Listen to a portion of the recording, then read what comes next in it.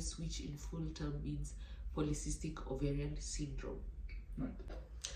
So in part 1, I left you where I was diagnosed with polycystic ovarian syndrome. And the polycystic ovarian syndrome is basically... Well, I mean, I guess at that point we both were not quite sure what this is about. I guess I remember that you called me about it, or you wrote me, and I was like, what, PCOS, what does that even mean? Is this a bad thing? What does that actually entail? And then, yeah, I looked into it, and I mean, it depends. Like, there's a few things that, like, are kind of bad, especially in our scenario. So what does PCOS entail? PCOS means in the first place that, like, the eggs in the ovaries, they don't, like, mature normally. But very often they don't mature fully, and they develop into cysts. So that is actually how it can be diagnosed, by doing an ultrasound and then seeing in the ovaries there is a lot of, like, liquid filled bubbles, which are the cysts, I guess. That is how it is diagnosed. But in the end, actually, this is a syndrome that is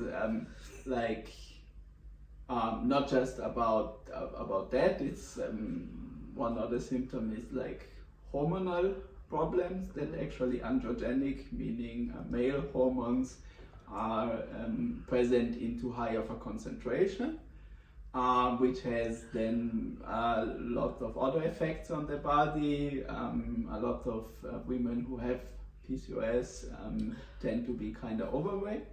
Which I basically wasn't, so that really was the case. There can be other effects like additional hair growth and stuff. Like over here.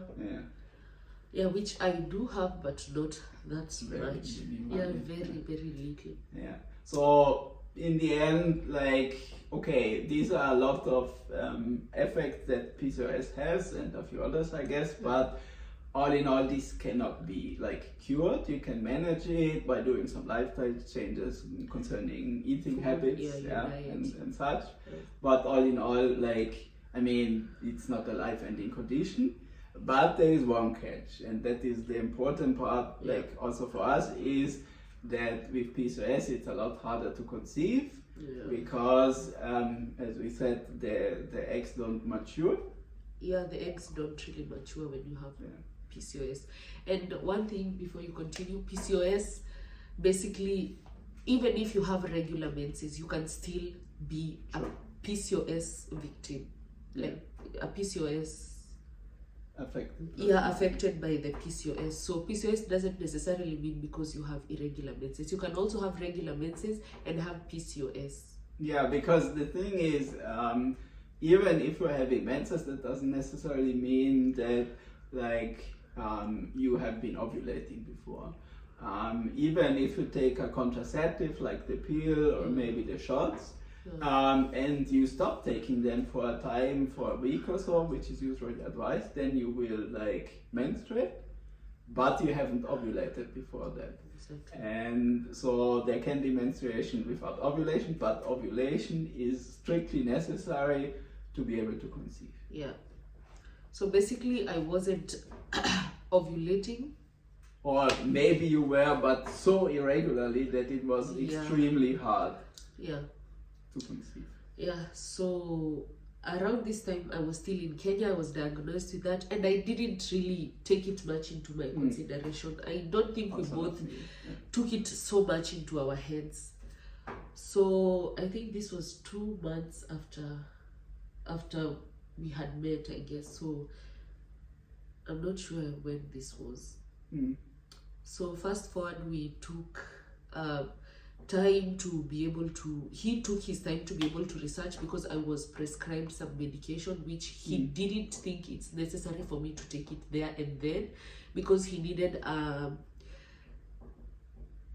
long-term solution, or to at least find a better way of us to be able to look into this situation? I mean, at that point, I wasn't really that much aware of it. I tried to read into it, but obviously, like, just by looking at a few articles online, you don't understand the full, like, story. Yeah. But, like, I was like, I don't think it makes sense to start this process there, because actually it's not just about taking a bit of medication, but it's like a whole process, which we found out more about it later. Yeah. And let's wait until you're able to, like, come to Germany. Yeah. And then we'll go from there. Yeah. So first point, I came to Germany. I didn't take the medication at all because he told me not to. And he told me that, yeah, probably when you come, you're going to visit maybe a gynae and look into it. And also, plus, I didn't really pay that much attention because, to be honest with you, in my family, there has not been infertility problem with conceiving, so I personally didn't think that it would be that serious in as much as it was. So I came to Germany, and well, the first few months, I guess we weren't really that focused on that topic because there was a lot of other things. And still, I guess, you went to the gynae. I'm not quite sure when that was. Like, you came to Germany in August. And August 2021. I think you went to the gynae quite early on, but mostly he checked on you if everything was okay apart from that, and I think you were good. But then, like, when did we actually start to look into it? Well, in December, like 2021 December, things really didn't match up for me. I still wasn't getting my menses. I was kind of getting into this mode of I feel like it's time for us to now, like, take it seriously, because at that time we had settled the things we had to settle. We had to relocate from Munich to Berlin. We did that. We had relocated from Munich to Berlin. We had to settle down now in Berlin. I got my residence permit, so everything was kind of set. So it was just us to just kickstart the pregnancy journey. And now that I knew that I had the PCOS and we had read a bit about it and knew that this was a condition whereby conceiving will not be easy, we decided to look further into it. And I guess then, like, it was a bit difficult to see how this actually should be treated or where. Because here in Germany you usually have specialist doctors for a lot of different things, so you cannot just go to a gynae, and we were a bit clueless about that. And I guess it was a friend of yours who suggested.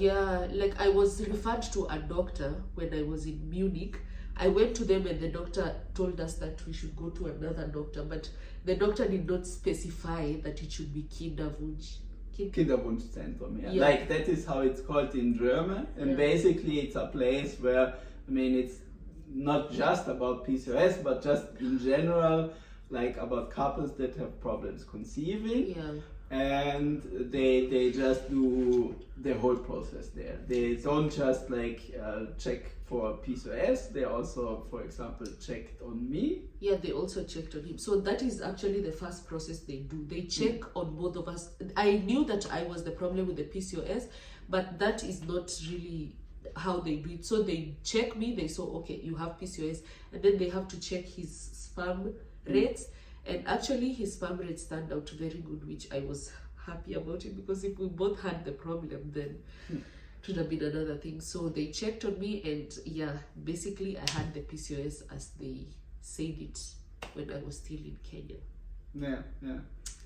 And basically there we were informed that, like, then if we wanted to conceive, it wouldn't just be, as we said, like taking a medication or something like that, but this is actually like a whole process. And it's a good thing that I did take those medications that they had prescribed. They were the right medication, but you need to take the medication with the doctor's help to check on you, because you cannot just take those medications anyhowly.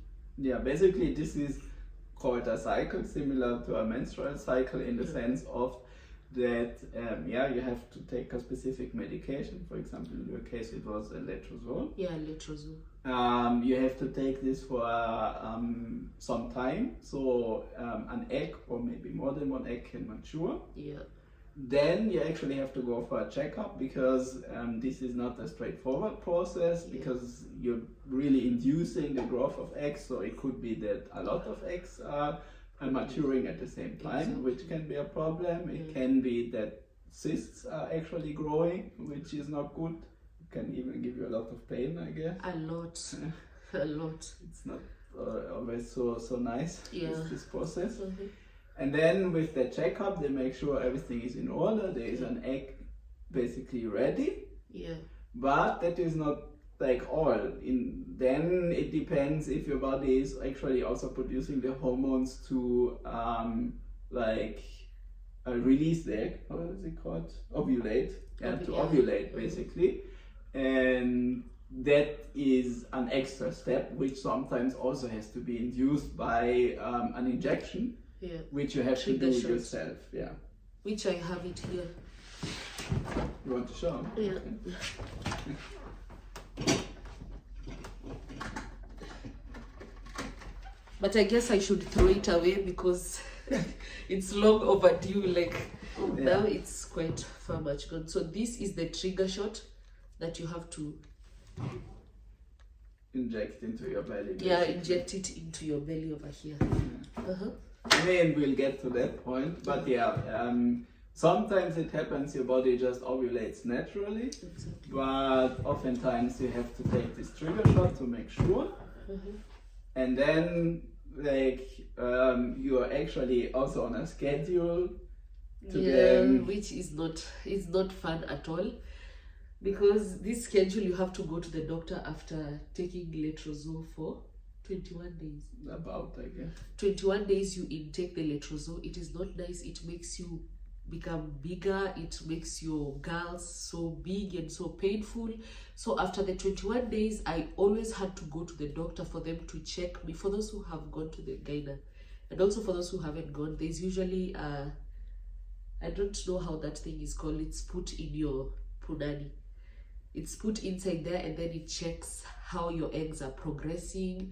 It's for the ultrasound, no? Yeah, it checks you inside there, and it tells you if your eggs are ready, how many eggs they are, how big they are, things like those.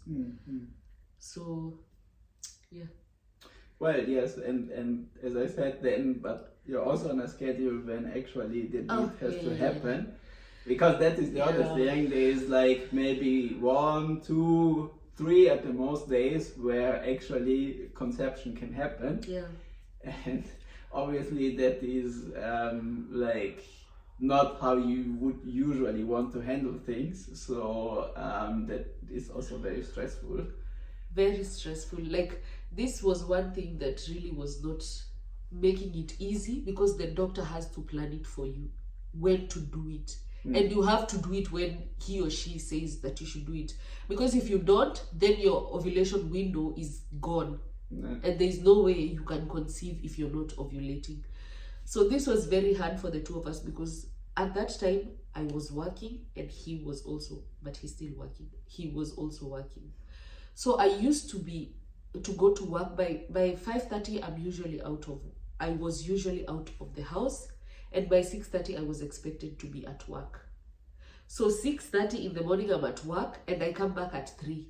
So from my workplace to here, it sometimes took me even an hour to come back. So from 6:30 to 3, you're very tired the whole day. You've been standing, doing A, B, C, D. And then you come back home, you have to clean up sometimes the mess of last night because the two of you are too tired, or you have to do laundry, or you have to do what. By the time you get into this mood of even doing it, it's extremely late. For me, 6:30. By 4:30, I was always awake. I have to prepare myself. By 5:30, I'm out of the house. By the time I'm coming back at 3, sometimes even 6 o'clock, I would just sleep because latest at 9. Oh my! Just be gone. Yeah, I was just so tired. Plus, imagine the next day I had to wake up that early. So most of the times I was really going to bed very early. And for him, he has to go to work from 8, I guess, to 6. So you can imagine, like, those schedules were so apart, and when the doctor just says that we had to do them, and sometimes, like, I was ovulating in the middle of the week when he is so tired, I am so tired, we cannot even look at each other in the middle of the week, and also in the weekends. You know, it's just not like a switch, you just like switch it on. It really takes a lot of time. You have to like put your mind into it. That is what like I have understood by baby dancing. You have to, both of you have to be in the right mindset. And also, it's not just on his part, it's also on my part, because he can be on the right mindset and I'm not on the right mindset. So you can imagine. But basically, yeah. Well, and then another point is, even when you are doing all these steps, it isn't a guarantee. Yeah. I mean, that is true actually also for conceiving naturally. Exactly. It's just usually a chance 1 in 5, meaning only once every 5 times on average it actually works out conceiving if you do everything right. Yeah. And that's why even after 1 cycle you usually don't get there. And that was also the case for us. Yeah. Like after the first cycle, I guess we did everything. It actually like everything turned out good with the eggs and everything. In the first cycle, yeah. Yeah, but like in the end, no success. Yeah, no success. So the first cycle went through and I didn't conceive, so it was a failed cycle. So basically this tells you that you cannot just do it. For some it can work with the first time, for some it really doesn't. And plus for me, my doctor was very positive because of my age, so also that gave me a lot of hopes. But we actually went through a couple of cycles before I conceived. So yeah, so we'll be talking about the next 3 cycles in the next video, and we're going to conclude this video in part 3. So stay tuned for part 3.